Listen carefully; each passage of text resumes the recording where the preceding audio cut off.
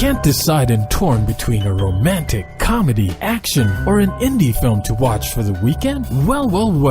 Golden State Media Concepts Movie Podcast is your ultimate guide to the latest movies. Join us as we dissect the latest on the blockbusters. It's the Golden State Media Concepts Movie Podcast.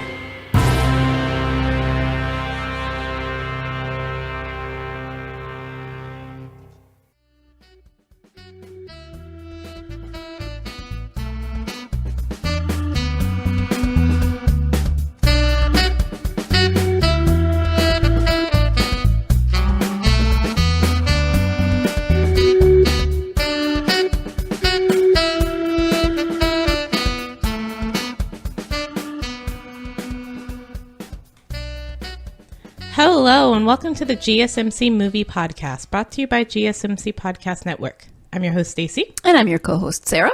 And today we are talking about two films, Crazy Rich Asians and Better Luck Tomorrow, that star mostly all or mainly Asian cast. Mm-hmm. In that I think Crazy Rich Asians is all Asian, but Better Luck Tomorrow is mostly Asian. Cool. I think, maybe. So anyways, Crazy Rich Asians, this has been getting a lot of buzz because it's the first mainstream Hollywood Hollywood studio movie to have an all Asian cast since the Joy Luck Club from about 25 years ago. No, seriously? That the Joy Luck Club was 25 years ago? Yeah. You can't tell by the... See, I was like a very young child when Joy Luck Club came out, so when I finally watched it, I was like, oh man, that 80s and early 90s look of the hair and the shoulder pads. Okay. Oh, wow. Whatever. It was still in that period where the 80s still carried over to the 90s, and I'm just like, so glad to have been a child at that time, and wow, shoulder pads, okay.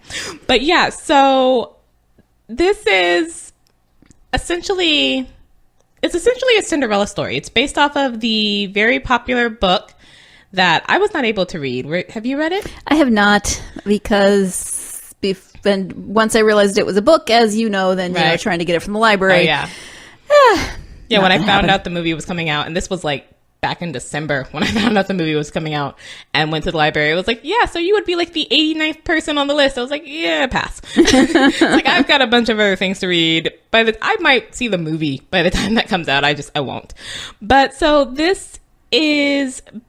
The main character, Rachel Wu, is a economics professor at NYU, and she for a year has been dating Nicholas Young, who for all she knows is just a regular everyday guy. Mm-hmm. When she finally finds out that and she doesn't even know how rich he is at the time, but when she finally finds out he's kind of rich, she's like, but you have a Jamba Juice card and you use my Netflix password and you do all these sort of cheapskatey things and you're super rich. What the heck is going on here?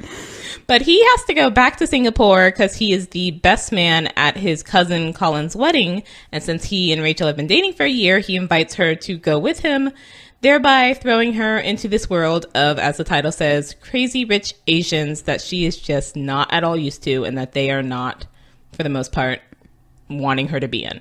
Right. So this has Michelle Yeoh plays Eleanor, which is Nicholas's mother. Mm-hmm. And she does the very typical, I don't like you dating my son, mom, that you tend to see in these types of movies, because it's always the mom. Is there ever a case where like the mom really loves the girl and the dad's like, who is this chick? Maybe. I want to see that movie. Yeah, I'm sure there's some example in some genre somewhere. But yes. It's not that common. Yes, but Rachel's not alone in Singapore. She has also her college roommate / friend, Paiklin, and this is played by Awkwafina. And her father's played by Kim Jung, and that whole family is just, I don't know what is going on. I've only seen a snippet with her, and she's wearing, I don't even know what's on her pajamas, or maybe they aren't pajamas, right? But they look like pajamas, and she is very enthusiastic. She is, and also I spent that whole time thinking, are those pajamas? Did you go out in pajamas, but then you put on really fancy heels? Are those right. regular? I don't know what to do here. I don't know that much about fashion. She's evidently somewhat into fashion, which allows her to then sort of team up later when we get to the whole, we have to remake Rachel so that she'll be, not looked down upon moment that you always get in Cinderella stories, with one of Nicholas's cousins, Oliver. And this is this is a very typical sort of Hollywood rom-com Cinderella movie. The only thing that really threw me off was the family, because we're going there for a cousin's wedding, and then to help Rachel and the audience figure out who everyone is, we get sort of a rundown of all the different cousins. Mm-hmm. But then we also have the aunties, which some of them most definitely seem to actually be like certain cousins' mothers. Right. But then in Asian culture, some Asian cultures, you do just call like a close family friend auntie. Mm-hmm. So I'm like, so are you all actually related? Or I need like a visual guide of how you all relate to each other. Yes. You just ran down like 6 cousins there, and I'm not sure how you're all cousins. How many like children are in the main branch that we get from the matriarch, and then like, just could you please I need a family tree. That I was like, those were my 2 complaints. Was I needed a family tree, and then some of the names. So because, and I don't know the full history of Singapore, but it is mentioned at one point that it seems it's regular amongst at least the crazy rich Asians there to like send their children to British boarding schools. Uh-huh. So like all the Nicholas has a British accent, mm-hmm. and his cousin Astrid has a British accent, and it seems like his cousin Colin does, although I looked that up and that actor is actually Australian, so he might have an Australian accent and I just can't tell because I'm a stupid American. But it's just like, okay, so a lot of them, you get the regular names, Nicholas, Astrid, Colin, but then Rachel's college friend is named Paislin. Right. And I had the hardest time with this the whole film and did not even get it till later when I saw the credits. I thought they were saying like Piglet. Oh no. But with an accent. So I was like, is that her real name? Is that a nickname? What is this person's name? I don't understand. I was just like, I would have loved just that little like, caption sheet of who this person is, their name, their age, and how exactly they relate to anybody as we do the rundown of who characters are. See, I'm already ahead of you in that I haven't seen it yet, but I'm looking at the IMDb page. And Paislin, Peik space Lin. So, like, right. I see how it spells. So when I went in, I would have that in my brain. Yes. Yeah. But yeah, so the book and film were called Crazy Rich Asians, and that's not exactly an understatement at all. You get for the wedding, we're all in Singapore for the wedding, and everyone in this family is coming from like the crazy hotspots of Asia. You get someone is coming from Hong Kong, someone's coming from Shanghai. When we get introduced to Astrid, she is shopping for jewelry, and she happens to see a pair of earrings, and I can't remember if she's either in Shanghai or Hong Kong, I think, but I can't remember which one. She asked the guy how much the earrings are, and he's like, oh, you wearing my earrings would be better pressed than anything I could pay for, so I'll let them go at cost.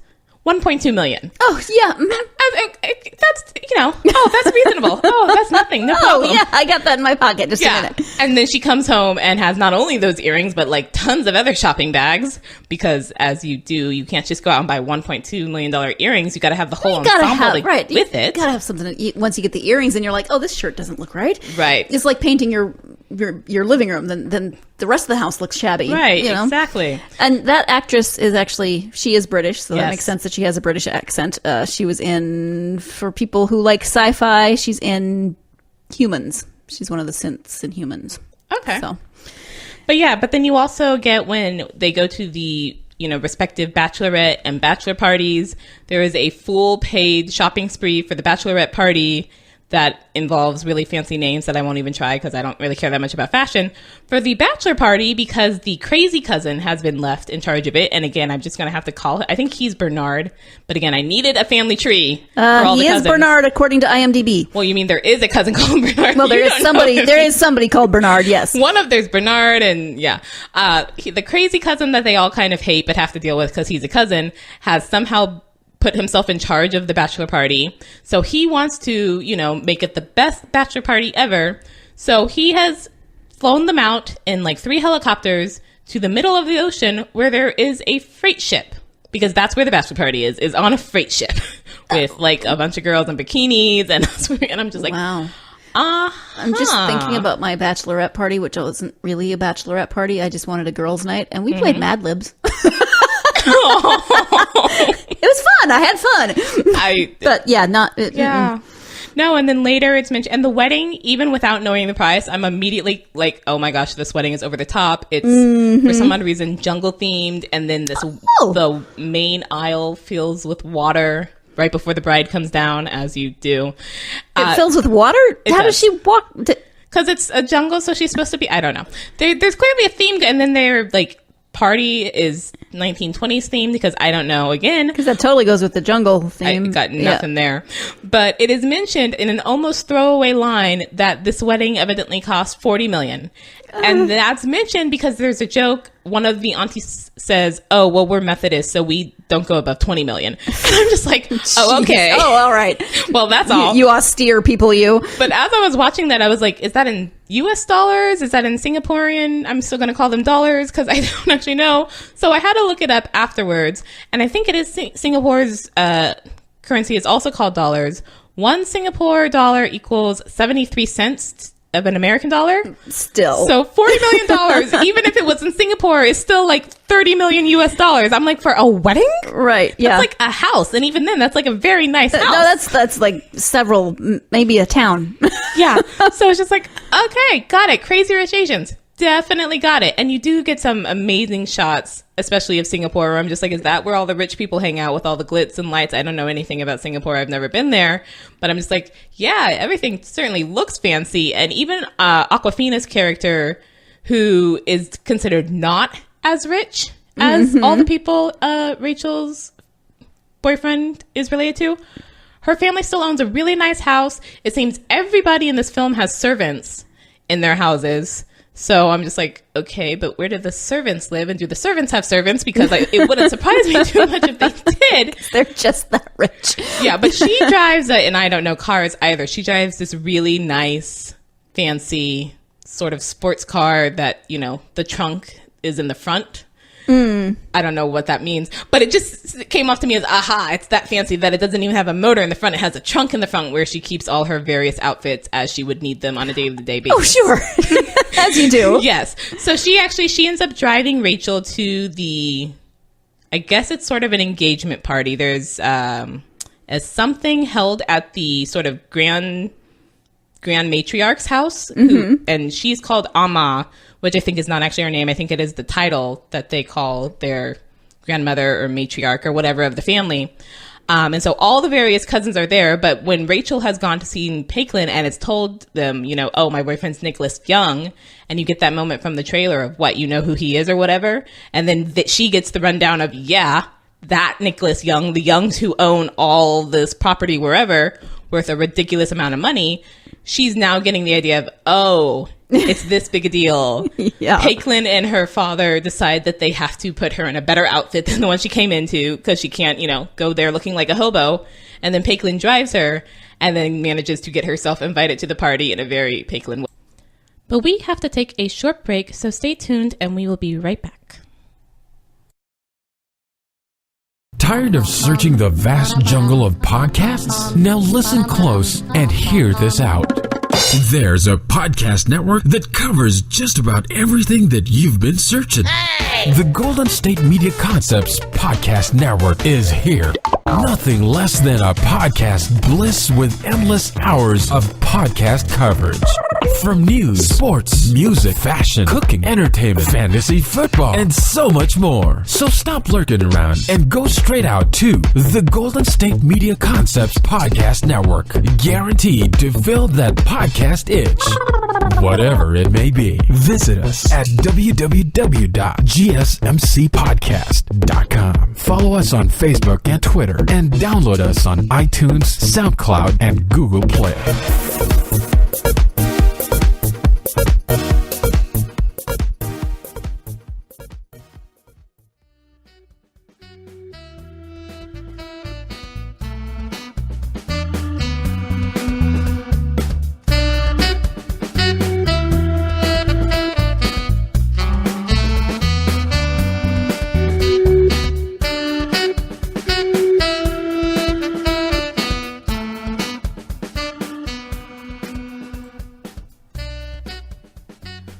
Welcome back to the GSMC Movie Podcast, where today we are discussing Crazy Rich Asians. See, now what I like about this is that there's no punctuation in the title, so it could be they're crazy and they're rich Asians, or they could be crazy rich Asians. I mean, they're most definitely the latter. I think it's definitely good. I think it would work either way.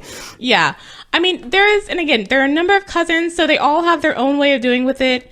You do get a moment at the beginning showing that you know, part of this we're crazy rich and we will act crazy rich might come from a sort of, not inferiority complex, but there's a moment in the beginning where we actually have gone back in time. It's London, 1995, and we show Nicholas and his mom, and I think it's supposed to be Astrid as the little girl and one of the aunties arriving at a very fancy hotel in London, asking to be shown to their suite, which they have booked, and the hotel people just being like, without even checking the books, oh, you must be mistaken. We have no open rooms, whatever. Will not even let them use the phone in the hotel, and this is like sometime at night and it's raining terribly outside. They have to go outside to one of those red phone boxes so that Eleanor can call her husband, who then calls his business partner who was selling the hotel to the Youngs.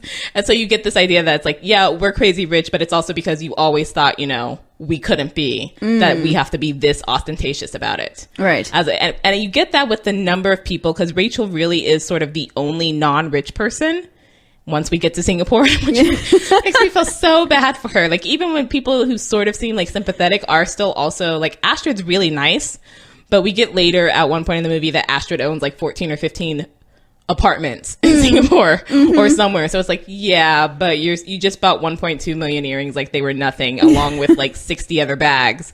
So you're still of the rich side. Poor Rachel could be, you know, quote unquote rich, but she still would be like, I mean, this is just a different stratosphere. Well, and it's very interesting because when she's talking about this with her mom, when she's been asked to go over for the first time, and this is also in the trailers too, of her mom, you know, suspecting why Nick, every time they try and talk about this, he changes the subject of his family. Oh, maybe it's because his family is poor and he has to send them money, as good Chinese sons do. Yeah, that's not the case. But she's talking with this about her mom, and her mom's trying to warn her, you know, they're not going to, you know, necessarily like you. They're going to look at you different. And Rachel's like, well, why? You know, we're both Chinese. I speak Chinese, and I'm going to use Chinese because I'm not sure which Chinese language it is. We, at one point, the word Cantonese is thrown out when they're talking, but then later Hokkien is also thrown out. So I'm like, is it both? Is it all? Is it multiples being spoken? Again, I don't know the history of Singapore's, and I don't speak Chinese, so I couldn't recognize it. But even though she is Chinese American, that American, even if she was crazy rich, would still sort of throw her off. Right. Especially for Eleanor. You get the comment from Eleanor a number of times that Rachel is a typical American, very ambitious. And that's a bad thing. That Eleanor, you know, was totally willing to be a good Chinese wife and mother and not have her own career to support her family.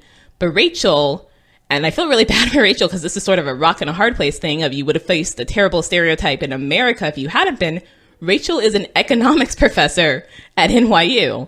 So obviously not of the, you know, oh, I'm just going to only get married and have kids and that's my whole life sort of thought process that you would see in a more traditional minded thing that Eleanor sort of thinks is what a woman should properly be doing. Because Rachel's American and obviously clearly very successful. Oh, she's too ambitious. She won't be a good supportive son, a good supportive wife for my son. So you get the evil mother stereotype, as you would. Yeah. I think Michelle Yeoh plays that role pretty well, especially once you get later into the film to know the full backstory of Eleanor and why Eleanor feels as not, I don't quite know how to say it. She feels very protective about Nick, but it's not just because he's her son, but because of other things dealing with their sort of standing in the family. Because again, number of cousins, I still can't understand that family tree. I haven't read the book, and this is like the first there's at least 2 sequels to this book where we go on in the sequels with other things in the family. Just saw them when I was at Target yesterday. I can't remember what they're called though. Yeah, something still about rich and then something else. Yeah. But it's just like, I get why Eleanor would feel that way, but again, sucks for Rachel. And is there a father in this scenario, or is it just Eleanor? It's mentioned, but we never see him. Okay. Which, and again, I haven't read the books, but it kind of like, is it come out later? Some secret about the father?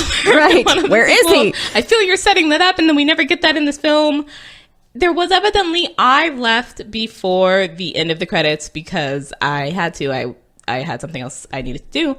But there was evidently a mid-credits, not even a sting exactly. It was supposed to be in the film, and it has something to do with Astrid's character. But because Astrid was not the main character and not the main storyline we were following, the filmmakers wanted to sort of, you know, slim down that storyline to make it more focused. So there's something in the mid-credits that kind of sets it up if there was going to be a sequel to set up that storyline. But yeah, I liked it overall, but it's not like, it's a very typical sort of rom-com film. If I just told you, no, a hardworking woman named Rachel meets a guy who's secretly rich who she doesn't know and flies with him to his cousin's wedding and meets his super rich family without telling you it was Asian, you know, an Asian cast, it's essentially that same film. You could have done this with anybody. Mm-hmm. And I was talking to a coworker about that, about whether or not we thought that was a good thing or a bad thing, that the first, you know, all Asian cast main Hollywood film that's not like a martial arts film or from a foreign country in a foreign language is just a very typical rom-com. Is that good or bad? And I was like, on the one hand, normally I don't really care about, you know, rom-com films like this. But on the other hand, I love the fact that, again, yes, save for, I would again have loved to have a family tree just because number of cousins, and say for it, they start with a poker game and end with a mahjong game. Mm-hmm. So if you don't understand the rules of either of those games, you might not understand what's going on with those scenes. There's very little that would throw this off as, oh, it's strange, oh, it's foreign. It's any typical film. I actually quite like the fact that it wasn't like, oh, the first one we do in 25 years, we need to do, you know, something very particularly Asian about it. Right. But yeah, I mean, but I don't even know. I can't form a coherent thought. I mean, it's in Singapore, so Singapore is a lot more British in a lot of sense. So you've got that mixing, and so it maybe really is particularly Asian, except it's particularly Asian in a specific context of Singapore, which is not particularly Asian. You do get some speaking in Chinese, but then you get the subtitles for those, and everyone who speaks Chinese, except maybe Amma, the grandmother, can also speak English. So there's a sort of like, when I want to tell you something that, you know, maybe I don't want everyone to hear, kind of happens in Chinese sort of things. Mm-hmm. The things I would pull you aside to, you know, whisper in your ear, depending on whether or not I'm a good character or a bad character that you would determine in this film, sometimes gets spoken in Chinese. Speaking to the grandmother gets spoken in Chinese. But other than that, it feels just like a regular rom-com film, and it's a good rom-com. Like, I like most of the characters. I love the character of Oliver, who is one of the cousins, and he's the sort of fashionista that Awkwafina's character ends up teaming up with to make Rachel into the belle of the ball. He describes himself as the rainbow sheep of the family. Nice. He's just a lot of fun. Awkwafina, her character, Peiklin, reminded me quite a bit of Kate McKinnon, especially Kate McKinnon's character in The Spy Who Dumped Me, which we talked about on a recent episode. So she had a good number of laughs from me. Ken Jeong playing Ken Jeong. He's not playing Ken Jeong. He's playing Awkwafina's father, who doesn't necessarily have the best common sense. So, yeah.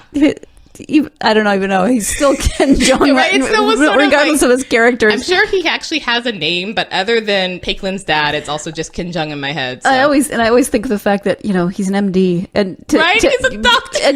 And before he became famous, I wonder if you'd go and have an appointment with him, and you'd just be like, "This dude is weird." I'm sure it was probably, this dude's actually quite brilliant. Right? And what, you're going to be a comedian and an actor? I don't buy that. But yeah, no. This clearly, the filmmakers all had a thing they were doing. The soundtrack is a very interesting mix. Some of the songs are Chinese, and then some of the songs are Chinese covers of English songs.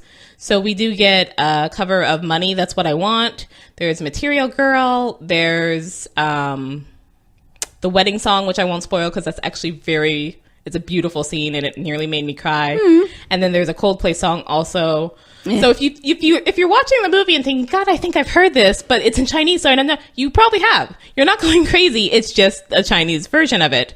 And I think that was a lot of the sort of, yes, it's, you know, Chinese or Asian, and the cast is not all Chinese or Chinese heritage. Ken Jeong is, you know, obviously Korean. The guy who plays Oliver, I think, is Filipino. Not one of the cousins. Too many cousins. I think the person who's marrying one of the cousins is of Japanese heritage. So it is sort of just a grab bag of Asian cultures. Well, and again, part of the whole thing about this cast, I mean, this movie was, you know, you don't really see a lot of films with main Asian actors. So if you want to have Asian actors, you just sort of have to go with what you can get, because we haven't put them in enough films to be like, I specifically want, you know, whatever, as you saw with the the rebooted Star Trek films where Zulu was played by John Cho, who's actually Korean, even though Zulu was originally Japanese. It's that sort of thing. Sulu. Nosy. Sorry, I'm not a Star Trek fan. Like, what the heck is she talking? Oh! Zulu is a thing also, just not in Star Trek. But yeah, so overall, I thought it was a fun film. Enjoyable. It's got a pretty good score on Rotten Tomatoes, I believe. It'll be interesting to see how it does box office wise, because that's what a lot of people are looking at, and that's where a lot of the buzz was. And I'm annoyed that that's how we judge movies, but whatever. I'm not in charge of Hollywood or crazy rich people. So overall, thought it was really good fun. Good. I am looking forward to it. Yes. So we're going to take a short break. Stay tuned. Watching TV has changed over time. Streaming has become the new norm. That's why Golden State Media Concepts television podcast dives headfirst to the world of cord cutting. Want to be on the loop of what's hot in Netflix? Or if it's not a preference, what about original shows in Hulu? We've got you covered. Join us as we fill in the blanks and talk about movies to stream and what show you should be binging. This is the Golden State Media Concepts television podcast.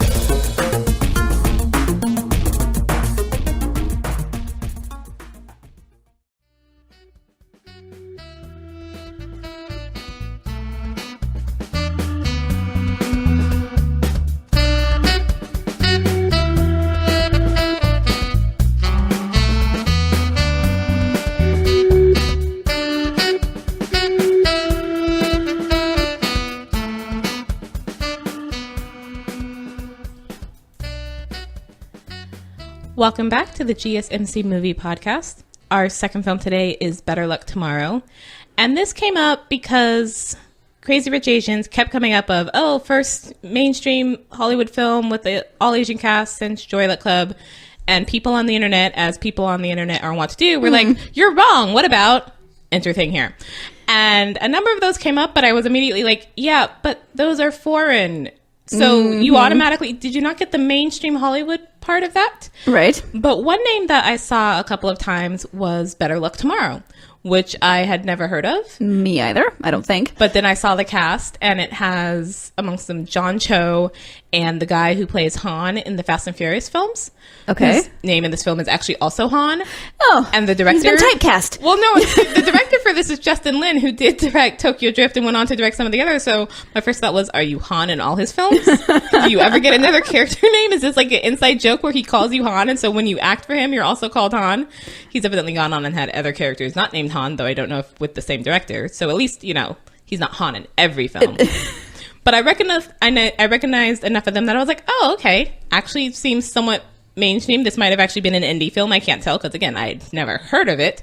But okay, I'll give this a shot. Right. So let's see. I'm looking 2003. Okay. Yes. Just always good to know what I think this was kind of an indie film. It was at Sundance Film Festival, and then MTV Films bought it as to be their first distribution film. And I can totally see why MTV would buy this film, because I think it's based somewhat off of a real life story of the Tay murder, which happened in, I believe, the early 90s, but then it's taking from other things. According to the director, it's about, the main cast is Asian, and it's, I guess they're in California, although at one point at the beginning we show suburbs, and then on like a corner there's an oil pump going. Oh. Because I guess that happens in some places in California. I was like, are we in Texas? Probably in the more southern parts, yeah. Yeah. I was just like, but when I saw that, I was like, oh, we're in Texas. What? Hang on. Random oil pump on a suburban Oklahoma. street. There's lots of places that. But yeah, so they all are in like a number of honors classes and all the clubs, to get into a really good college. And they do this so easily that they get kind of bored with their lives, and a sort of illegal element comes in that gives excitement to their lives. And so they go off with that, and things get out of hand, as things tend to do when you start to do that. Of course. Why anyone ever thinks, oh, this will be fine, I can totally handle it, is beyond me, because the movies would lead me to believe that's never the case. It never works. Ever the case. So I'm looking at, IMDb like I do, and it looks like the main characters seem to be Asian, but this isn't actually an all-Asian cast? That's correct. Okay. So there are other characters who are not Asian. They're in just a regular California high school somewhere. Though I don't know that we ever really learn any of the non-Asian characters' names except for Ryan, who's a sort of jerky jock who sort of bonds the main Asian characters together when they kind of get back at him. I think you're right, because they're listed as things like housewife, jock, hot dog planet customer, cheerleader, yep, toddler. Yes. Yeah, so they're there and they have speaking lines, but we don't really know who they are because we're mainly focused on, there's this main group of 4 guys, Ben, Han, Virgil, and Derek, and they all go to high school together, even though, again, Han, and maybe it's just because I first saw him in the Fast and Furious, I was like, you're not in high school. You're totally not in high school. You're that guy who, like, you know, sits and always has something in his mouth and gives people their cars to wreck for no apparent reason. Well, he was born in 1972, so even in 2003, he was not in high school. He was 31. Yes. But they all go to a public high school, but they're in the honors class. They're in, like, all the clubs. They're in academic decathlon. Of course they're in honors class. He's 31. He's been in high school for years. He's a super, super senior. I'll shut up. I'm sorry. But there's also a girl, There's also a girl named Stephanie who is evidently adopted by a Caucasian family, but she herself is Asian. And her boyfriend, Steve, is played by John Cho, and he goes to a different school. And there's something that happens between the main group of guys and Steve, where Steve wants to hire them to do something illegal, and he's not meaning to, I don't think, sort of pissed a number of them off enough to the point that they're like, we'll agree to do this, but actually we're going to screw him over, and things go wrong, as again they do. Why does anyone ever think this is totally something you can handle? Just like, I get you're all super honors class and you're supposed to have the super GPA and be in every club, so maybe you didn't have time to watch movies, but Han and Virgil seem like they've watched movies. You should know better. You two, especially super senior, should know better. But yeah, so this is definitely dealing with, and I found this very interesting, is that it was clearly sort of making a statement about that stereotype that, you know, all Asians are really good and really smart, and they're, of course, immediately going to get into a great Ivy League school or whatever, because being based off of a real-life event where a character was murdered, the same thing happened in that real-life event where it's like, this was such a shocking story just because you would not believe it from these people, all these, you know, very seemingly smart kids who seem like they're immediately going to go off to an Ivy League school and do great things, to be involved in, you know, these illegal activities, these sort of underground activities. And it starts with them, like, selling cheat sheets for things. It's the gateway drug. Or the gateway crime. Okay. And then it does actually lead to drugs and cocaine. And I think they get guns, but I don't know if they sell guns. And for them, it seems a huge part of it is just, it brings some excitement into their very planned out, regimented lives. And at 17, you're just so bored with life, you want to do that, I guess. Okay, can I jump in here? Mm-hmm. Because these are all high school seniors, and I am looking up all the actors playing the high school seniors, and they are all born in the early 70s. 72 to 75 is the age range here. Okay, but I mean... No, I'm laughing because really you couldn't find any actual teenagers for this movie? You had to have 30-year-old actors? No, but when did this film come out? 2003. So if they're born in the early 70s, they'd only have been in their early 20s. No, they would have been 30s. Wait. Trust me. I was born in 75. I know what I'm talking about. Oh, yeah, no, you're right. I know how old I was in the early 2000s, and it was not, sadly, in my 20s. I mean, again, save for Han, Derek also, I totally had a hard time believing was a teenager. I was like, and Derek is sort of the golden boy of the school. It's mentioned that he's the president of every club. Oh. I'm not sure if that's even possible, but supposedly he's the president of every club. He has a Letterman's jacket, but it's for tennis, and that is thrown out as a butt. Don't let it fool you. Right. It's for tennis. But he also, I was like, you kind of seem too old. But then the other characters, including John Cho, I actually was like, you know what? I could actually buy you guys as teenagers, as high school students. So again, save for the two who seem the most illegal for most of the film. So I'm like, okay, maybe you're supposed to look older because you're the ones much more into this illegal stuff than our main character, Ben, who sort of walks us through everything. It kind of worked. It worked for me. What was strange for me was the relationship between Ben, Stephanie, and Steven. It's really, I don't know what's going on there.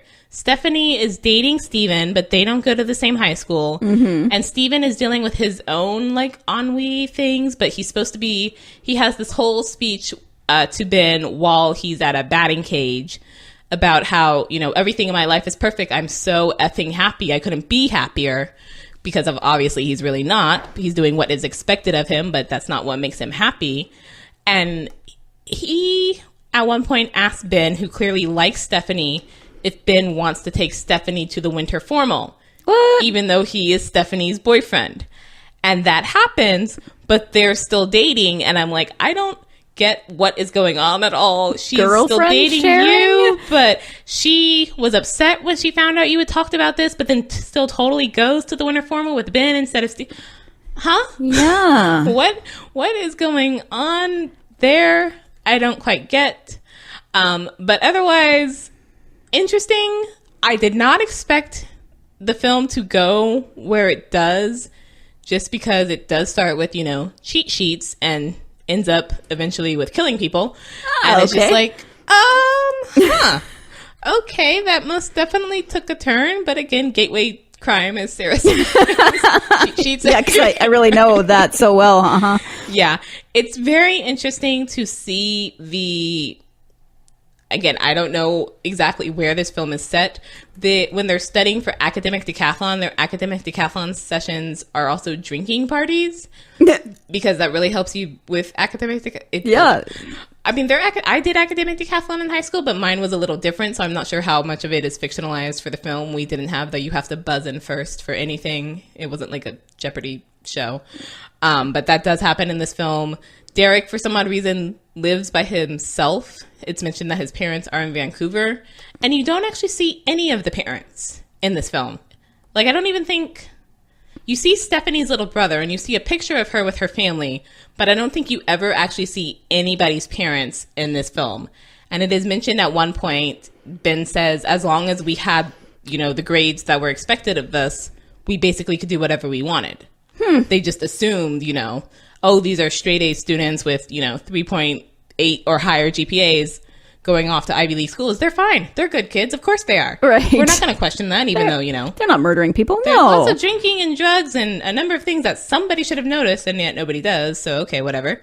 But yeah, it's definitely dealing with that sort of, you know, all the things I think teenagers, especially in this sort of circumstance of dealing with that, you know, all Asians are smart stereotype. Mm-hmm. High pressure. Yeah. Kind of, yeah. The model minority sort of thing, dealing with that pressure of like, okay, I've met that, and now what is this it for life? Goes off in a strange place. I can see the whole backstory even behind this making of the film is weird. They actually evidently ran out of money at one point, and so part of the film was produced by MC Hammer. Because, as you do, and then, you know, bought to be distributed by MTV Films, as you do, it definitely, I can see why it would appeal to, you know, MTV's audience at the time, people of that age who also felt like, is this all that it is? I'm working my butt off in high school, doing, you know, every honor class possible and 20 clubs and volunteers at a hospital as a Spanish translator, I guess, for some reason. It's like doing all this stuff to get into a good college, and then what? I can definitely see why it would appeal to people, but also the nature of the crime is just sort of, whoa, wow, huh, okay. Is that what, okay. Sure. So yeah, interesting film. I don't think it quite meets the criteria, so whoever pointed it out on the internet, you're still wrong. This is not an all-Asian cast, and it was not a mainstream Hollywood film. Wrong on both accounts, but still a pretty good film. And John Cho is surprisingly not the main character in it, which was totally my first guess. Sure. John Cho was I recognized Han from Fast and the Furious, but I didn't actually know the actor's name at the time. Whereas like John Cho, I was like, John Cho, got him. And yeah, not the main guy, but still pretty good. Performances all around are pretty good. Once you get past the Han and Derek totally don't look like teenagers thing. Because they're not. They're really not. But yeah, interesting film from the guy who then would go on and give us at least one of the Fast and Furious movies. I think maybe a couple. I've only seen up through 5 and then I stopped. Wow, that's impressive. I haven't seen any of them. I win. I win. You do win. I just couldn't bring myself to do it. Aw, some of them are not horrendous. Damning with faint praise. And on that glowing note, we're going to end for today. Thank you for listening to the GSMC Movie Podcast. You've been listening to the Golden State Media Concepts Movie Podcast, part of the Golden State Media Concepts Podcast Network. You can find this show and others like it at www.gsmcpodcast.com. Download our podcast on iTunes, Stitcher, SoundCloud, and Google Play. Just type in GSMC to find all the shows from the Golden State Media Concepts Podcast Network, from movies to music, from sports to entertainment, and even weird news. You can also follow us on Twitter and on Facebook. Thank you, and we hope you have enjoyed today's program.